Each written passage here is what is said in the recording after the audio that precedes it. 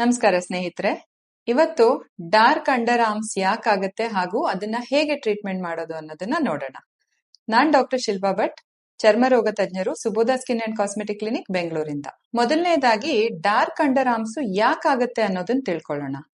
Number 1 ಕಾರಣ, ನಾವು ದಪ್ಪ ಇದ್ರೆ ಅಥವಾ ಒಬಿಸಿಟಿ ಇದ್ರೆ ಅಕ್ಯಾಂಥೋಸಿಸ್ ನೈಗ್ರಿಕ್ಯಾನ್ಸ್ ಅಂತ ಆಗತ್ತೆ. ವೇಟ್ ಜಾಸ್ತಿ ಇರುವಂತದ್ದು ಫಸ್ಟ್ ಕಾರಣ. ಎರಡನೇದಾಗಿ, ನಾವು ಉಜ್ಜುತ್ತಾ ಇದ್ರೆ ಕೆಲವು ಸತಿ ತುಂಬಾ ಘರ್ಷಣೆಯಿಂದ ಕೂಡ ಚರ್ಮ ಕಪ್ಪಾಗತ್ತೆ. ಮೂರನೇದಾಗಿ, ಏನಾದ್ರೂ ಇನ್ಫೆಕ್ಷನ್ ಆಗಿ ಚರ್ಮದಲ್ಲಿ ಉರಿ ಊತದ ಸಮಸ್ಯೆ ಬಂದು ಅದ್ರ ನಂತರ ಸ್ಕಿನ್ ಡಾರ್ಕ್ ಆಗ್ಬಹುದು. ನಾಲ್ಕನೇದಾಗಿ, ಕೆಲವರು ಡಿಯೋಡ್ರೆಂಟ್ಸ್ ಅಥವಾ ರೋಲ್ ಆನ್ಸ್ ಯೂಸ್ ಮಾಡ್ತಾ ಇರ್ತಾರೆ, ಅದರಿಂದ ಕೂಡ ಚರ್ಮ ಡಾರ್ಕ್ ಆಗ್ಬಹುದು. ಇನ್ನೊಂದು, ಕೆಲವರು ಶೇವ್ ಮಾಡ್ತಾ ಇರ್ತಾರೆ, ತುಂಬಾ ಪದೇ ಪದೇ ಶೇವ್ ಮಾಡೋದ್ರಿಂದ, ರಫ್ ಆಗಿ ರಿವರ್ಸ್ ಶೇವ್ ಮಾಡೋದ್ರಿಂದ ಕೂಡ ಅಂಡರ್ ಆರ್ಮ್ಸ್ ಡಾರ್ಕ್ ಆಗ್ಬಹುದು. ಇನ್ ಕೆಲವು ಸತಿ ಚರ್ಮ ಅನುವಂಶೀಯವಾಗಿ ಕೂಡ ಡಾರ್ಕ್ ಆಗಿರ್ಬೋದು. ವಿಟಮಿನ್ B12 ಕೊರತೆಯಿಂದ ಕೂಡ ಕಂಕಳಲ್ಲಿ ಮತ್ತೆ ಕೈ ಕಾಲ್ಗಳಲ್ಲಿ ಚರ್ಮ ಕಪ್ಪಾಗಬಹುದು. ಸೊ ಈಗ ನೀವೀಗ ಈ ಸಮಸ್ಯೆಯಿಂದ ಬಳಲ್ತಾ ಇದ್ರೆ ಇದನ್ನ ಹೇಗೆ ಪರಿಹಾರ ಮಾಡ್ಕೊಳ್ಳೋದು ಅನ್ನೋದನ್ನ ನೋಡೋಣ. ನಂಬರ್ 1, ಯಾವ ಕಾರಣಕ್ಕಾಗ್ತಿದೆ ಅನ್ನೋದನ್ನ ನೋಡ್ಕೊಳ್ಳಿ. ಈಗ ನಾನು ಇದೆಲ್ಲ ಕಾರಣ ಹೇಳಿದ್ನಲ್ಲ, ಇದರಲ್ಲಿ ಯಾವ್ಯಾವ ಕಾರಣ ಫಿಟ್ ಆಗ್ತಾ ಇದೆ. ಒಂದ್ ಮನುಷ್ಯರಿಗೆ 2-3 ಕಾರಣ ಇರಬಹುದು ಅಂಡರ್ ಆರ್ಮ್ಸ್ ಡಾರ್ಕ್ ಆಗ್ಲಿಕ್ಕೆ. ಸೊ ನೀವು ತೂಕ ಜಾಸ್ತಿ ಇದ್ರೆ ತೂಕ ಕಡಿಮೆ ಮಾಡ್ಕೊಳ್ಳಿ. ಶೇವ್ ಮಾಡ್ತಾ ಇದ್ರೆ ಪದೇ ಪದೇ ಶೇವ್ ಮಾಡೋದನ್ನ ನಿಲ್ಸಿ. ರಿವರ್ಸ್ ಶೇವ್ ಮಾಡಬೇಡಿ, ಡ್ರೈ ಶೇವ್ ಮಾಡಬೇಡಿ. ಸೊ ಕೆಲವು ಸುಗಂಧ ದ್ರವ್ಯಗಳನ್ನ ಹಚ್ಕೋತಾ ಇದ್ರೆ, ಡಿಯೋಡ್ರೆಂಟ್ಸ್ ಉಪಯೋಗಿಸ್ತಾ ಇದ್ರೆ ಅದನ್ನ ಅವಾಯ್ಡ್ ಮಾಡ್ಕೋಬಹುದು, ಬಟ್ಟೆ ಮೇಲೆ ಹಚ್ಕೋಬಹುದು. ಸೊ ಪದೇ ಪದೇ ನಿಮ್ಮ ಸ್ಕಿನ್ ಅನ್ನ ರಫ್ ಆಗಿ ಏನಾದ್ರೂ ಉಜ್ಜುತ್ತಾ ಇದ್ರೆ, ಕೊಳೆ ಇದೆ ಹೋಗ್ಲಿ ಅಂತ ಏನಾದ್ರೂ ನೀವು ನಾರು ಉಪಯೋಗಿಸ್ತಾ ಇದ್ರೆ ಅದನ್ನ ನಿಲ್ಸಿ. ಕೆಲವು ಸತಿ ಏನಾಗುತ್ತೆ, ಹೋಮ್ ರೆಮಿಡೀಸ್ ನ ಎಷ್ಟೊಂದ್ ಜನ ಟ್ರೈ ಮಾಡ್ತಾ ಇರ್ತಾರೆ.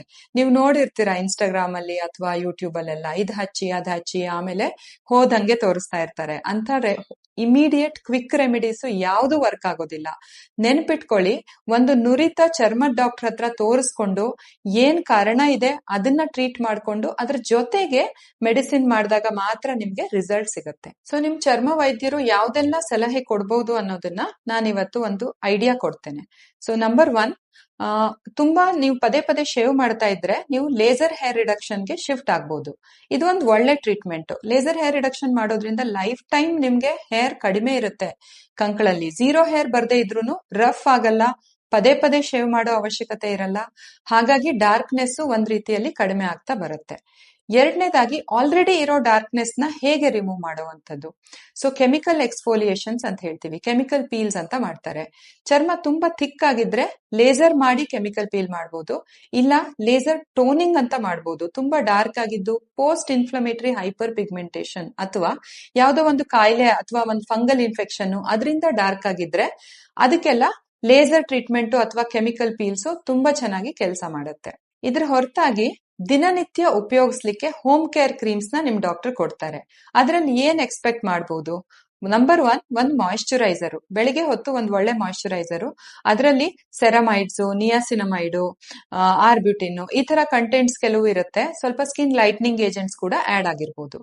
ರಾತ್ರಿ ಹೊತ್ತು ಜನರಲಿ ನಾವು ಎಕ್ಸ್ಫೋಲಿಯೇಟಿಂಗ್ ಏಜೆಂಟ್ಸ್ ನ ಕೊಡ್ತೀವಿ.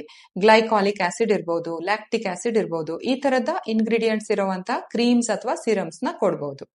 ಅದ್ರ ಜೊತೆಗೆ ಇನ್ ಕೆಲವು ಇಂಗ್ರೀಡಿಯೆಂಟ್ಸ್ ನ ಸಪರೇಟ್ ಆಗಿ ಕೊಡಬಹುದು ಅಥವಾ ಆಡ್ ಮಾಡಿರ್ಬೋದು. ಕೋಜಿಕ್ ಆಸಿಡ್, ಆರ್ಬ್ಯುಟಿನ್, ಲಿಕರೀಶು, ಕರ್ಕುಮಿನ್, ಈ ತರ ಹಲವಾರು ಸ್ಕಿನ್ ಲೈಟ್ನಿಂಗ್ ಏಜೆಂಟ್ಸ್ ಇರುತ್ತೆ. ನಿಮ್ ಚರ್ಮಕ್ಕೆ ತಕ್ಕನಾಗಿ ಯಾವ ರೀತಿ ಕೊಡ್ಬೇಕೋ ಅದನ್ನ ನಿಮ್ ಚರ್ಮ ವೈದ್ಯರು ಸಜೆಸ್ಟ್ ಮಾಡ್ತಾರೆ. ಈ ಟ್ರೀಟ್ಮೆಂಟ್ ಎಲ್ಲ ಮಾಡಿದ ತಕ್ಷಣ ನಿಮ್ಗೆ ರಿಸಲ್ಟ್ ಬಂದ್ಬಿಡತ್ತಾ? ಇಲ್ಲ. ಸ್ಕಿನ್ ಟ್ರೀಟ್ಮೆಂಟ್ ಯಾವಾಗ್ಲೂ ಟೈಮ್ ತಗೊಳತ್ತೆ. ಸೊ ಒಂದು ಸ್ವಲ್ಪ ಬದಲಾವಣೆ ಕಾಣಿಸ್ಲಿಕ್ಕೆ ನಿಮ್ಗೆ 3-6 ವಾರ ಬೇಕಾಗ್ಬೋದು. ಹಾಗೂ ಒಂದು ಚೆನ್ನಾಗಾಗ್ಲಿಕ್ಕೆ 6 ತಿಂಗಳೇ ಬೇಕಾಗ್ಬೋದು ಅಥವಾ 1 ವರ್ಷನೇ ಬೇಕಾಗ್ಬೋದು. ಪೇಷನ್ಸ್ ಅಗತ್ಯ ಇದೆ. ಜೊತೆಗೆ ನಿಮ್ಮ ಲೈಫ್ ಸ್ಟೈಲ್ ಬದಲಾವಣೆಗಳು, ಓವರ್ ವೇಟ್ ಇದ್ರೆ ಕಡಿಮೆ ಮಾಡ್ಕೊಳ್ಳುವಂಥದ್ದು, ಇಂಥದೆಲ್ಲಾನು ಕೂಡ ಅಗತ್ಯ ಇರುತ್ತೆ. ಕೊನೆಯದಾಗಿ ನಾನು ಹೇಳೋದಂದ್ರೆ, ಕಂಕಳ ಕಪ್ಪಾಗಿರುವಂತದ್ದು ಒಂದು ಸ್ವಚ್ಛತೆಯ ಸಮಸ್ಯೆ ಅಲ್ಲ. ತುಂಬಾ ಸ್ಕ್ರಬ್ ಮಾಡ್ಲಿಕ್ಕೆ ಹೋಗ್ಬೇಡಿ. ಹೋಮ್ ರೆಮಿಡೀಸ್ ಮಾಡಿ ಅದನ್ನ ಇನ್ನೂ ವರ್ಸ್ ಮಾಡ್ಕೋಬೇಡಿ.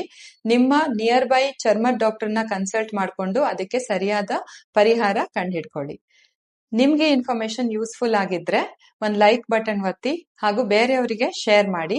ನಮ್ ಚಾನೆಲ್ನ ಸಬ್ಸ್ಕ್ರೈಬ್ ಮಾಡ್ಕೊಳ್ಳಿ. Thanks for watching. ನಮಸ್ಕಾರ.